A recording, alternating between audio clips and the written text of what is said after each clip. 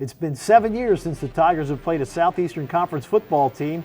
That streak comes to an end this Saturday. The Tiger Football Report, brought to you by the Green Turtle, starts now.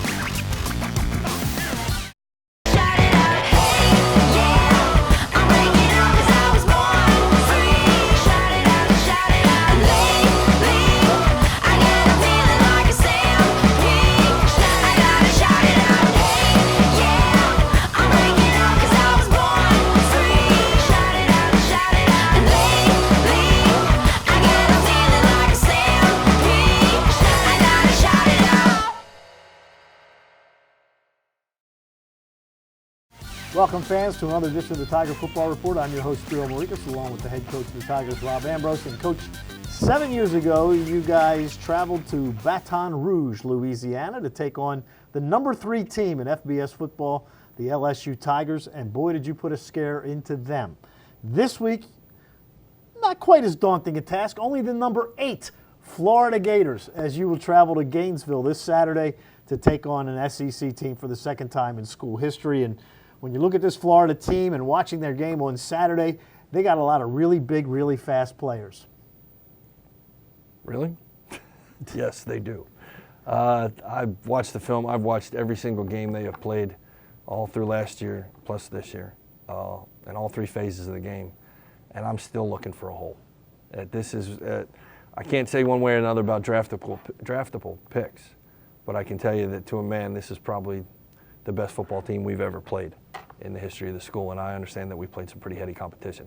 Not to take anything away from anybody else, but honestly, they're big, they're strong, they're fast, and they run their scheme without fail. There's not a mental hole in this, and they limit what they do a little bit to make sure that everybody knows what they're doing.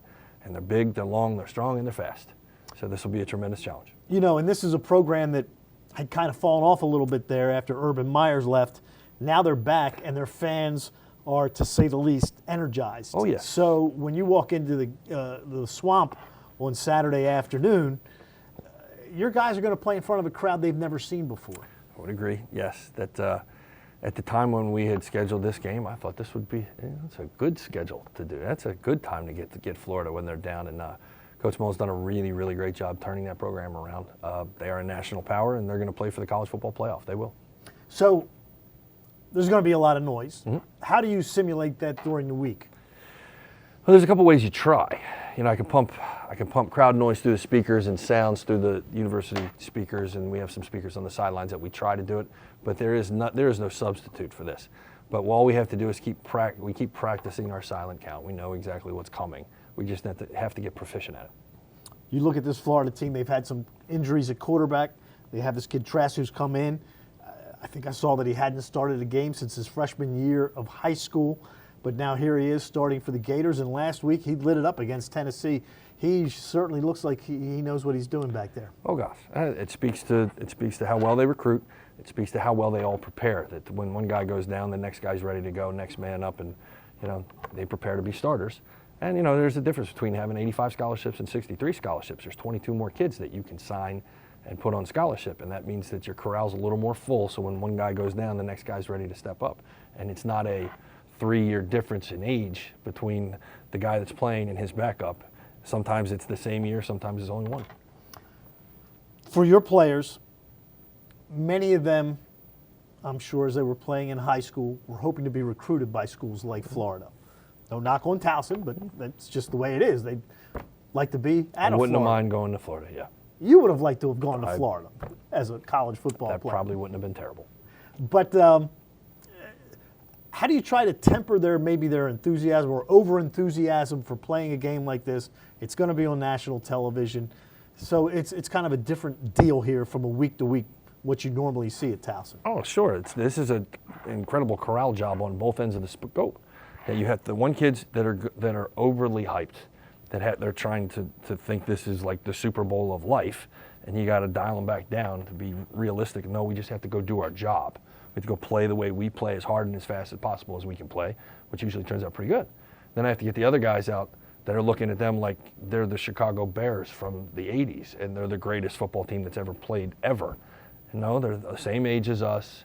They got guys that bench 400. We got guys that bench 400. They got guys that run 4.4, 4.5. We got guys that run 4.4, 4.5. And the only difference is that some of their dudes, our guys are 6'4", 6'5". Their guys are 6'6", 6'7". Which is different. And they're longer arm guys, and they're just an inch or two, maybe 3 bigger. But as far as his speed, strength, and all that good stuff, it's pretty equal. Will you, by any chance, go back to the LSU game and maybe show them, hey, look, here in the second quarter, we were beating the number 3 team in the country, and we gave them all they can handle. We were the number 1 thing trending on Twitter that night. Will you go back and remind them that, hey, look, Towson's played an SEC school, and they almost won the game? Not having the exact visual, because honestly, I don't have time to show them film of guys that don't play. And I don't need them looking at those dudes as being fans. I need them concentrating on the guys that they're going to play now.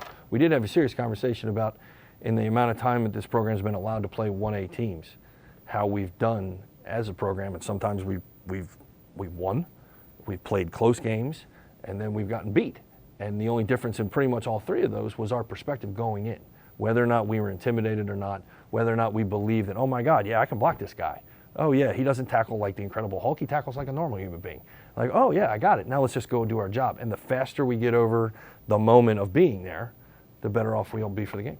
All right, so the Tigers will take on the Florida Gators Saturday afternoon, 4 o'clock. Gordy Combs and I will have the call for you starting at 3:45 on CBS Sports Radio 1300 and TowsonTigers.com. So for the head coach of the Tigers, Rob Ambrose, I'm Spiro Morekas. Thanks for tuning in to another edition of the Tiger Football Report. And as always, go Tigers.